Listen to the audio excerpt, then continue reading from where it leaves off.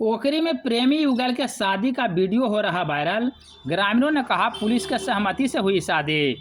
दरअसल मामला मोदनगंज प्रखंड के ओखरी ठाकुरबाड़ी का है, जहां पिछले दिनों एक प्रेमी जोड़े को ग्रामीणों ने स्थानीय मंदिर में शादी करा दी। दरअसल प्रेमी जोड़ा पिछले 4 वर्षों से छुप छुप कर मिल रहा था और बीते दिन ग्रामीणों ने पकड़ लिया और मामले की सूचना पुलिस को दी। तदुपरांत पुलिस दोनों की सहमति से स्थानीय मंदिर में शादी कराई। इस संदर्भ में थाना अध्यक्ष चंद्रहास सिंह से बात करने पर उन्होंने बताया कि उन्हें मामले की कोई जानकारी नहीं है। बता दें कि प्रेमी जोड़ा के हो रहे शादी देखने को लेकर काफी संख्या में लोग मौजूद थे और वर वधू को शादी के बाद आशीर्वाद दे रहे थे। तत्काल इलाके में हुए प्रेमी जोड़ा के शादी का वीडियो वायरल खूब लोगों द्वारा पसंद किया जा रहा है और काफी वाहवाही दे रहे हैं।